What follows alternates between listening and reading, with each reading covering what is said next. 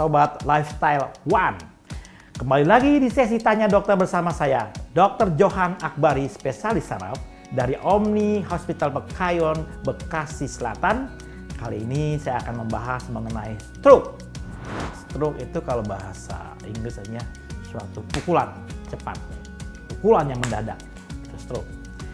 Yang didefinisikan stroke adalah peredaran darah yang tiba-tiba tidak lancar atau tiba-tiba pembudarannya pecah tiba-tiba sehingga menyebabkan gangguan defisit neurologis. Apa itu defisit neurologis? Yaitu salah satunya misalnya kalau dia stroke-nya terganggunya tersumbatnya di daerah depan, orang akan cepat-cepat lupa karena pusat lupa ada di otak depan. Kalau digangguannya ada tersumbatnya di daerah belakang, bisa cepat buta matanya. Kalau dia tersumbat di daerah tengah-tengahnya otak atau di daerah kapsula interna, itu anggota geraknya lemah. Begitu. Jadi tergantung. Orang menganggap stroke itu hanya kelemahan anggota gerak. Tidak, tergantung sumbatannya. Karena pembuluh darah kita banyak di mana-mana cabang-cabangnya. Beribu-ribu cabang di situ. Penyebab faktor risikonya banyak. Salah satunya adalah bisa karena hipertensi, faktor risikonya ya. Hipertensi, bisa karena gula atau DM, diabetes mellitus, bisa karena kolesterol. Kolesterol dibagi-bagi lagi, ada kolesterol LDL atau kolesterol jahat, bisa karena kolesterol trigliserid yang tinggi, dan juga bisa karena asam urat juga tinggi. Nah, itu salah satunya, itu banyak sekali itu. Dan sebagainya masih banyak sih ya. Kita melihat kalau rata-rata terjadinya yang kebanyakan stroke perdarahan, itu rata-rata karena ada kelainan pembuluh darah di dalam otaknya. Jadi pembuluh darah kan ada lapisannya, ada 3. Yaitu ada tunica intima, tunica media, tunica aphesia. Jadi tunica intima dalamnya, ada lapisan lagi, tunica media, ada lapisan lagi, terus tunica aphesia luar. Nah, kemungkinan anak itu sudah ada faktor genetik atau faktor sejak dari kecil sudah terbentuk pembuluh darahnya lapisannya cuma 2, bukan 3. Sehingga untuk menopang tekanan-tekanan dari distribusi pembuluh darah itu kan arteri kan dia bergerak. Lama-lama dia karena 2 tidak ada kompensasi yang 3, dia lama tipis, pecah pembuluh darahnya. Jadi stroke yang perdarahan itu yang paling sering, itu pada anak kecil bisa.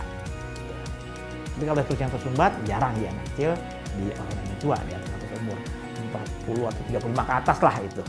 Jadi jangan heran kalau anak-anak kecil ada umur 10 tahun kena stroke, itu biasanya kebanyakan adalah umumnya stroke yang pecah pembuluh darahnya karena ada kelainan dari pembuluh darahnya yang lapisannya bukannya 3 lapis, pembuluh darahnya cuma hanya 2 lapis. Disebutnya namanya AVM, arteriovenous malformation.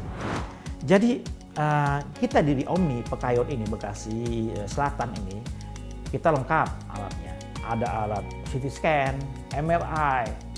CT scan, MRI kalau udah kejadian ya, baru kelihatan di perdarahannya berapa cc atau ada tersumbat atau tidak, atau ada perdarahan atau tidak. Tapi ada pemirsa namanya disebutnya TCD. T itu artinya trans, C itu kranial, D itu Doppler. Jadi ada alat khusus di tempat kita di Rumah Sakit Omni Hospital Bekayon, yaitu adalah untuk mendeteksi, bisa pakai prop atau alat seperti kayak seperti pegangan tabung gitu ya. Dia kayak orang-orang USG itu ya. Jadi dia nempel di sini, dia melihat sudah ada tersumbatan berapa persen. Taruh di sini sudah berapa yang tersumbat di daerah arterinya, misalnya cerebri medianya. Kalau di leher, arteri vertebrobasiler. Itu pembuluh darah kan ada 2 di leher tuh, yang besar ya. Satu sini arteri carotis communis untuk otak depan, arteri vertebrobasiler untuk otak yang bagian belakang, otak kecil, batang otak, sama bagian telinga. Nah, itu dicek semuanya. Ternyata ada penyumbatan, ya cepat-cepat penanggulangannya. Ternyata tidak jalan, ada sesuatu yang tersumbat benar total. Nah, kita cepat-cepat. Nah, kalau anak kecil ada tersumbat pada waktu itu, mungkin takutnya tiba-tiba tekanan dari jantung kan cepat, sehingga dia akan bergerak cepat, takutnya pecah. Nah, itu penanggulangannya ya, kita dari situ DSA itu bisa melihat itu. Banyak tergantung manusia juga, penerimaannya spesies manusia beda-beda. Ada yang orang diobatin dalam waktu 6 bulan ada perbaikannya. Ada yang orangnya sampai setahun, ada yang sampai seumur hidup nggak sembuh-sembuh.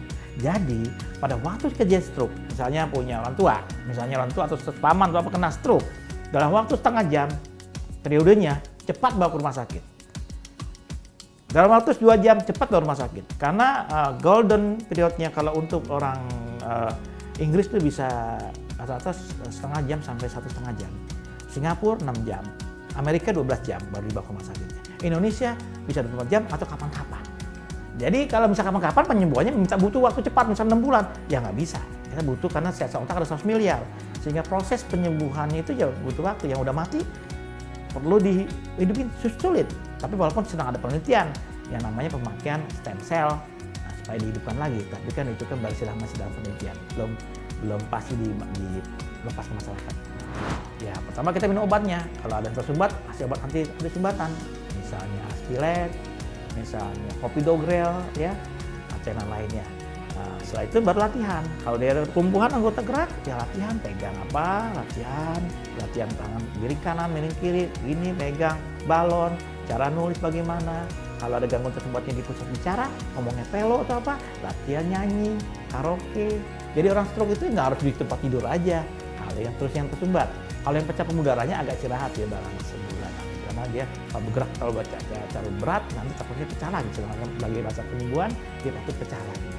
Jadi itu, dan jangan dibikin jadi dia depresi. Karena orang stroke pada akan terjadi depresi. Dia merasa tidak diperlukan oleh orang-orang lain. Sehingga kita sebagai keluarganya harus diperhatikan. Sayangi dia.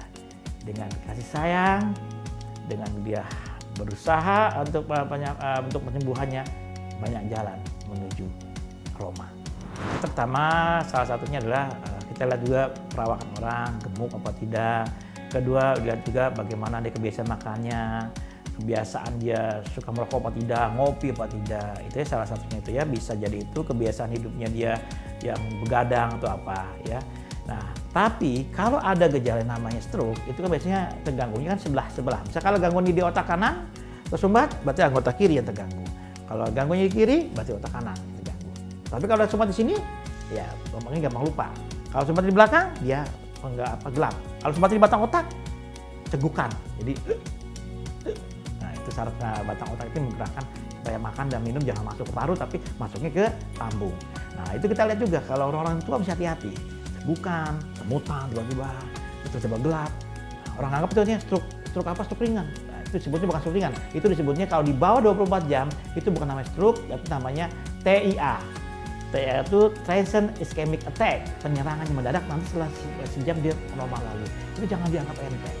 Karena itu sebagai tanda, karena cabang pembuluh darah kan banyak. Mungkin cabang ini sudah 100% tersumbat, tapi ada cabang yang lain baru 80%. Nanti bisa jadi 100%. Nah ini jadi 100% juga. Jadi cepat-cepatlah ke dokter spesialis saraf di Rumah Sakit Omni Hospital Pekayon. Bisa, itu kemungkinan bisa berulang lagi, recurrent bisa. Stroke yang tersumbat juga bisa recurrent juga, karena udah banyak cabang-cabangnya. Mungkin satu ini baru tersumbat 100%, yang ini 80%, nanti siapa tahu dia bisa jadi 100%. Nah, pecah pembuluh darah juga, karena pembuluh darahnya bisa bervariasi. Misalnya ada yang 2 lapis, yang ini 3 lapis, yang 2 lapis tidak. Gitu. Biasanya kalau dari ini 2 lapis, ini hati-hati yang ini pembuluh darah yang cabang lain, sebaiknya dia jangan terlalu berat kerjanya dan seringlah kontrol ke dokter saraf untuk dilihat TCD-nya, pemeriksaan transcranial Doppler, yang keduanya kita pemeriksaan MRI yang lebih bagus ya. Kalau MRI lebih lihat pembuluh darahnya lebih kelihatan jelasnya, atau kita pemeriksaan angiografi. Angio itu pembuluh darah, grafi itu lewat kita foto pakai ronsen, kita lihat jalurnya mana yang ada penyempitan, jalur mana yang akan terjadi lagi pecah pembuluh darahnya. Itu disebutnya pemeriksaan juga, salah satunya pemeriksaan DSA. DSA, Disseminated Substrate Angiography. Gitu. Baik, sekian sesi Tanya Dokter kali ini. Jika ada pertanyaan, silakan tulis di kolom komentar. Saya Dr. Johan Akbari, spesialis saraf dari Omni Hospital Pekayon. We care with patient.